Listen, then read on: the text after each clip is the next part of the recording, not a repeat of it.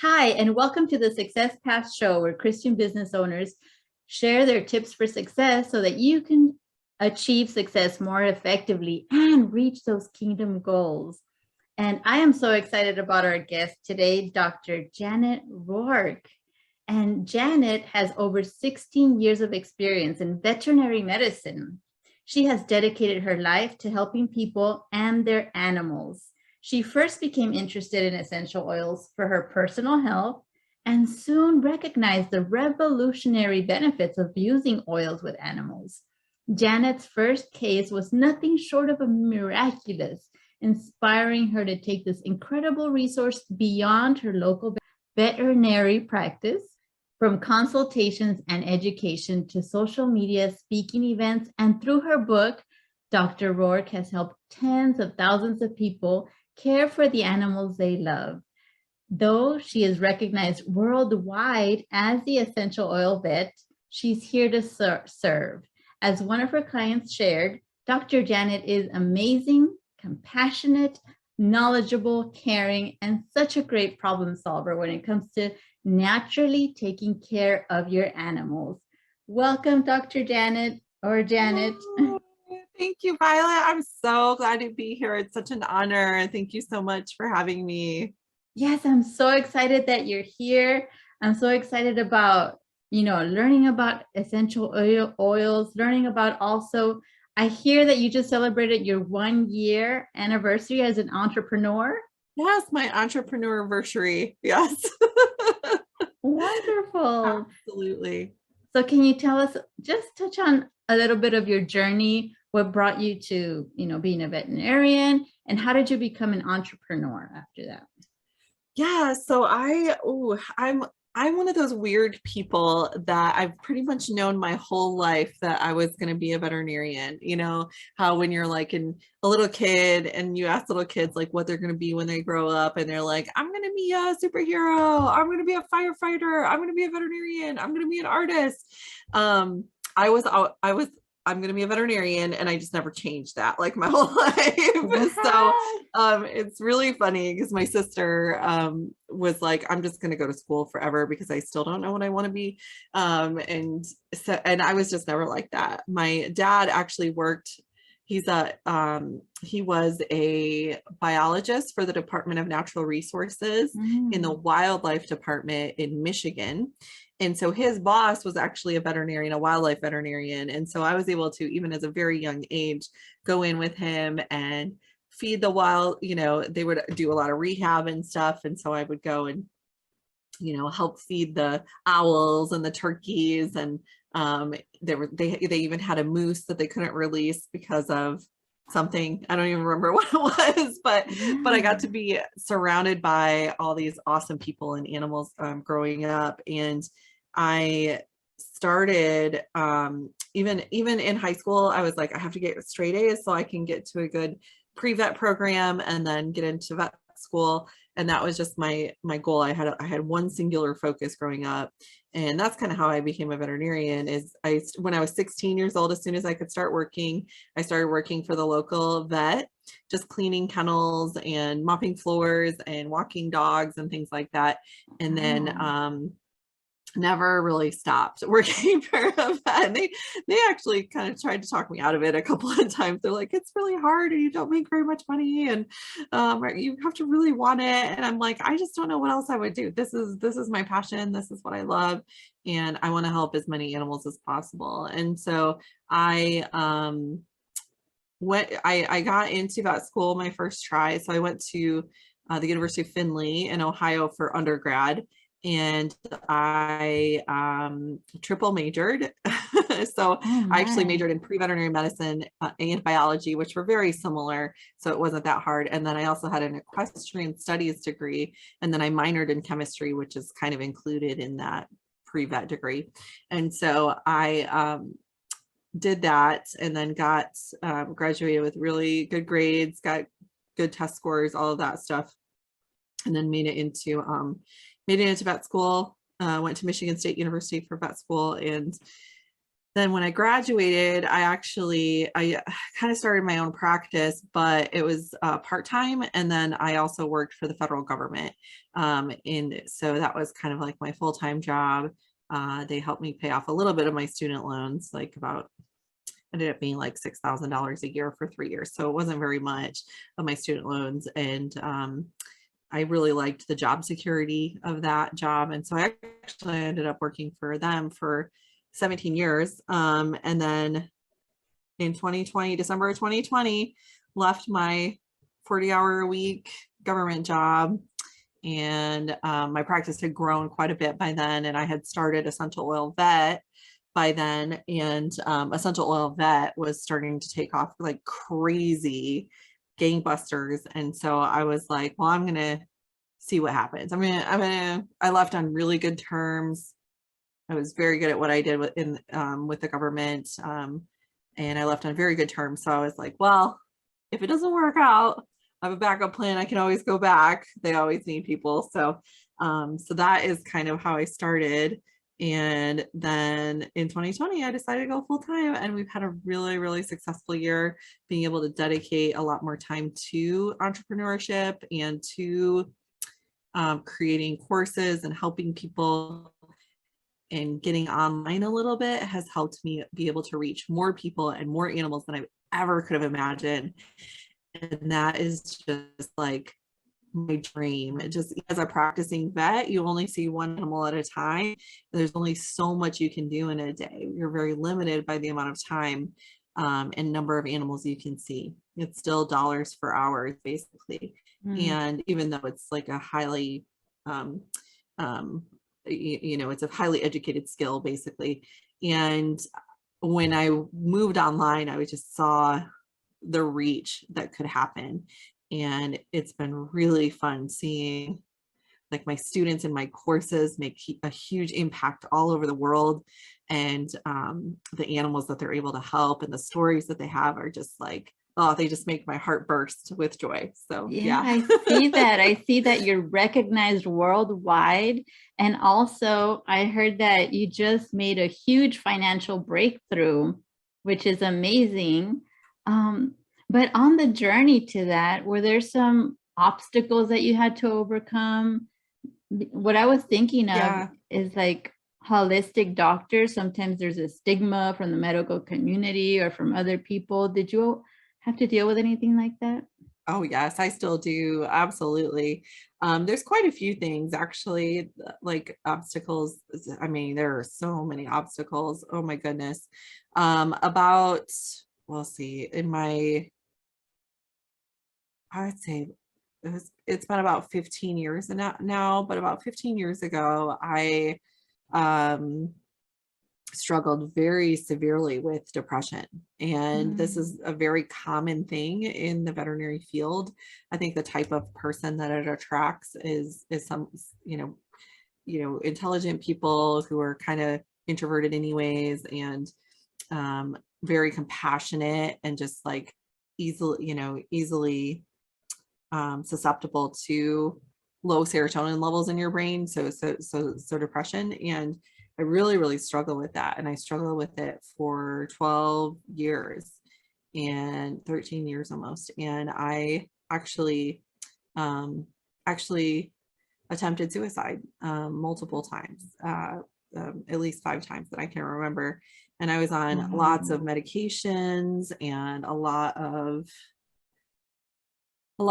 I tried counseling and they put me on some antidepressants, and I had all the side effects, the bad side effects that you could have from those medications. And Me so too. it took several different medications before we found one that would kind of work for me. And then even then I had side effects. So then they put me on more meds for the side effects, and then more meds for those side effects. A big cycle. And I was on like 5 or 6 different medications, and I was just a zombie. Like I could function, but I just had no emotions. I did not feel like myself. I had very little energy still, but I was still like, at least I wasn't suicidal, right? And so I was like, I didn't have those thoughts anymore. And so I'm really thankful for those medications. I don't want to discount that. They really did save me.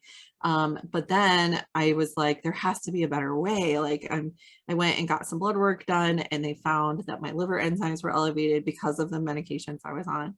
And so I was like, I gotta figure out a way to wean off of some of these things. And with my doctor's help, I was able to do that. And that's when essential oils kind of came into my world. Was I was able to start using some essential oils and natural supplements and things like that to not replace, but to really to help me through the hard times a little bit more, because there are some essential oils that can help with emotional stuff and some that can help with physical stuff. Like I was having trouble sleeping, and there's essential oils like Roman chamomile and lavender that can really help you sleep better. They really do. And so I was able to get off of like my sleeping pills by using these essential oils. And then so it just, every time I would be able to get off more and more medications, I was able to get off all of my medications completely. Woo, and not have praise any God. rebound with that. And then I found this amazing community, which is where I met you, of faith-based people who are also entrepreneurs. And I went to their conference actually, and the first conference that they had ever. And I don't know if do you know Will Hart? He's a Yeah, I've heard of him. yeah, he's a really amazing speaker, but he was speaking there and he prayed for us, and he was like, there's a spirit of depression in here.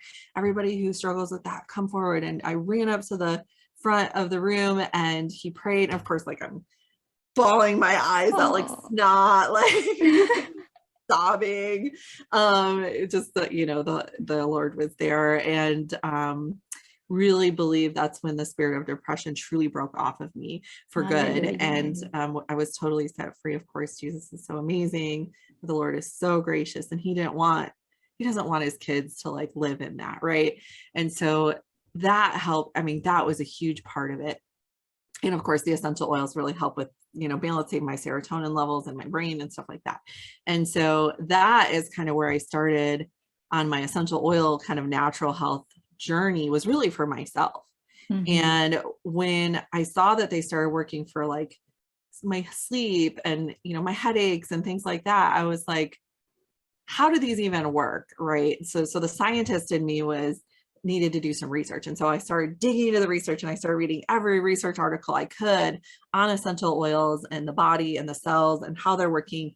And I found a lot of research, believe it or not. Cool. I was like, there's no way there's research on this. It's not a drug or whatever. But there's tons of research articles. And I started reading, and there was all these animal models. And I'm like, I wonder if I can use these in my practice. Like, because I actually had a practice still then. And so I was like, okay, I'm going to start using these with animals and see what happens. Unbelievable, amazing results. And there's no placebo effect with animals, right? So I started using them in my practice. My first case was amazing. And so like, I just never looked back. And then I saw this huge need online of people being afraid to use essential oils around animals because they just didn't know. There was no education on it. And so I'm like, well, maybe I'll just start educating people about it and see what happens. And that's what happened. And then now I have a whole business about educating people about essential oils and animals. That was like, obviously the depression was like a huge struggle of mine. And then of course the constant battle of Western medicine versus alternative or integrative medicine. There are still like, I'm in so many veterinary groups that are just like, they just joke about it. They're like, oh, just put some lavender on it, it'll be better. When a dog gets hit by a car or something, obviously you're not going to use it for something like that.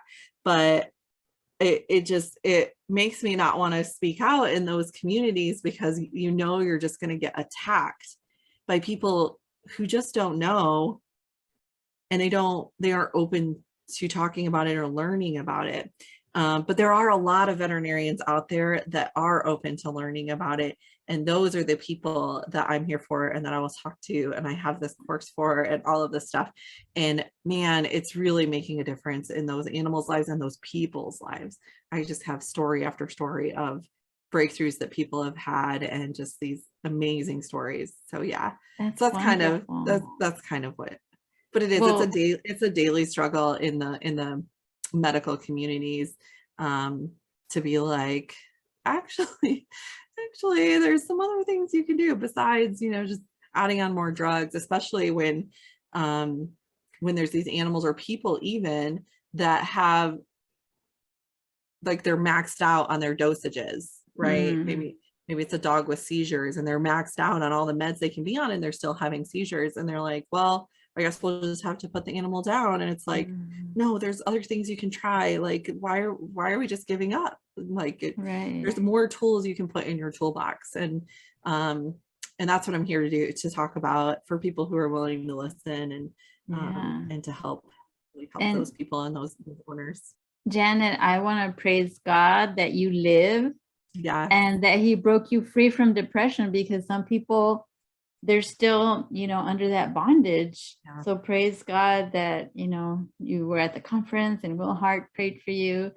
And also, from all of this, people that, criticize or they don't believe in this type of stuff. And then they have to resort to things that they shouldn't have to resort to, because there is alternative methods that you can try. Yeah. So what are some of those ways that you overcome some of these battles, these obstacles, for some of those people that are getting those trolls out there criticizing them, for those people that are afraid to use their voice, for those that are dealing with the issues that you dealt with coming up to this point?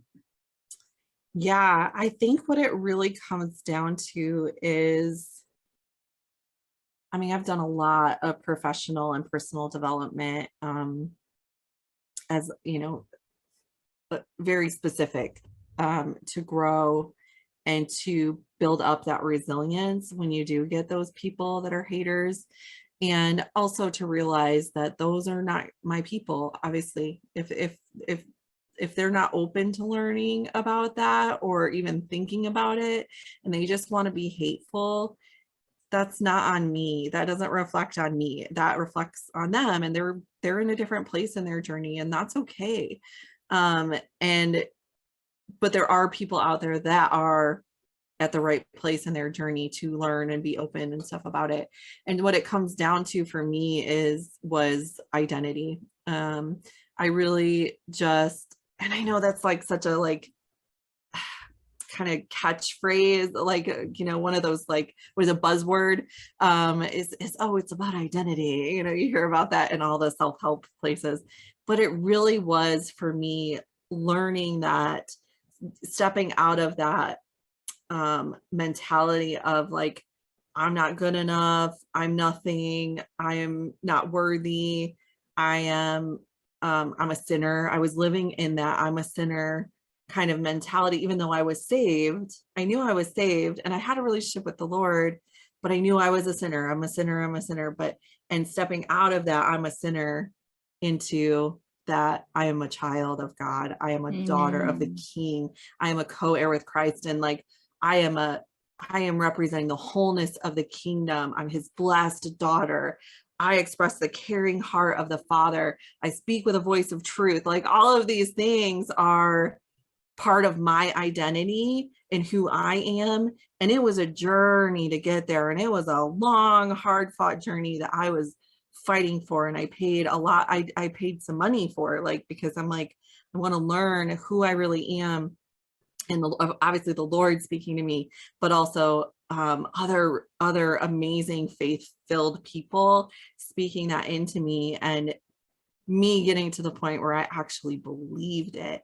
And that was the big stepping stone. That was the switch that was flipped in my world, where I could actually be step into that, walking into the royalty that I was created to be. And there was a book that was a really huge, it was definitely a huge stepping stone into that.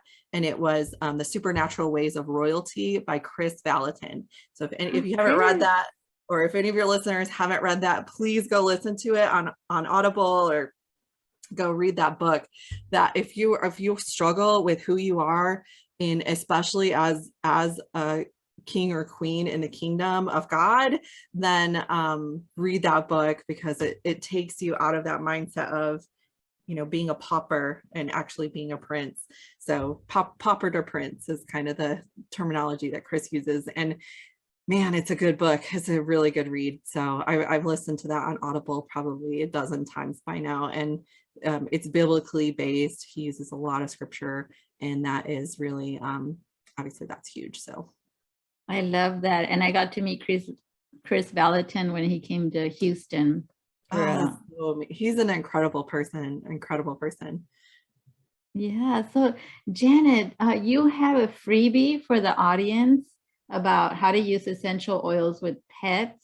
So why should people download this PDF? And can you touch on a little bit on maybe some of those things that might not be good for pets? I didn't know that there were things that may not be good for pets. I would think that it's the same thing for humans and animals.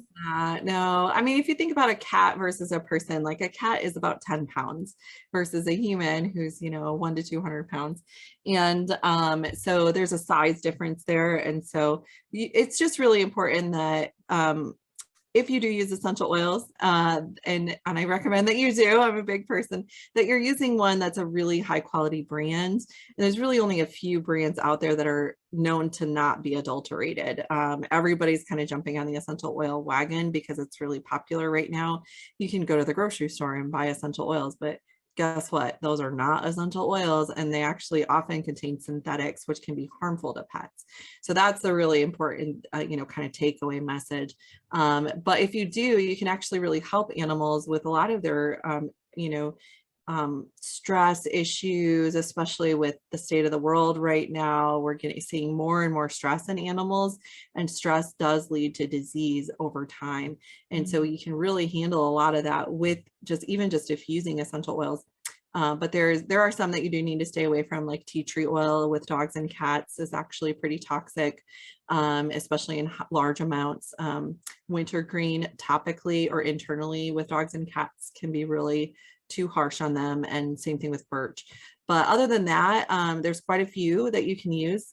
And just keep in mind that essential oils are 50 to 70 times stronger than herbs. And so they're very, very potent. And you do need to take that into consideration and dilute properly. And the safety guide goes over all of that, as well as like my top 10 oils for animals and how to order them if you need to, as well as like some myths you might find on the internet. Because believe it or not everything you read on the internet is true, guys. What? Really? So I just encourage you to download it. It's totally free. It's really all about safety with animals, and that, because that is my number one question that I still get every single day, is what's safe, what's not safe, what can I use, what can't I use, and to not be afraid to use essential oils just because of them being so potent. It's totally okay if you use them properly. So, and use them common. I had no idea about any of that, so I truly appreciate you offering that. What about CBD? Is that safe? So CBD is safe if you use, again, it runs into the same quality issue because it's really popular right now, and every Joe Schmo on the corner has their own brand of CBD, and they even like grow. It can even be grown in many areas, and a lot of people don't test it, and so you run the risk of getting either too concentrated of CBD or something that doesn't actually have any therapeutic value, or it has other stuff in it like contaminants. And so like pesticides and chemicals that are in the soil and things like that people don't think about. And so I love CBD. I think it's awesome. I don't know if we're allowed to even talk about it because it's one of those things that's like, you know, on the internet, people like, you're not supposed to talk about it, but I absolutely love it. I have a brand that I really, really like that you can actually get the tests in with the oil, so you can actually see the analysis that has been done on it, and it's a really high quality one. So as long as you're getting a super high quality one, it can be very beneficial to animals. Absolutely. Yeah, and of course they can always ask you, reach out to you. What's the best way that they can connect with you? So the best way is, you know, if you just want to be a fly on the wall, I do have a Facebook page, a business page that is the Essential Oil Vet, and then it has my name. So if you just Google Essential Oil Vet, you'll find me. And I'm on Instagram at Essential Oil Vet.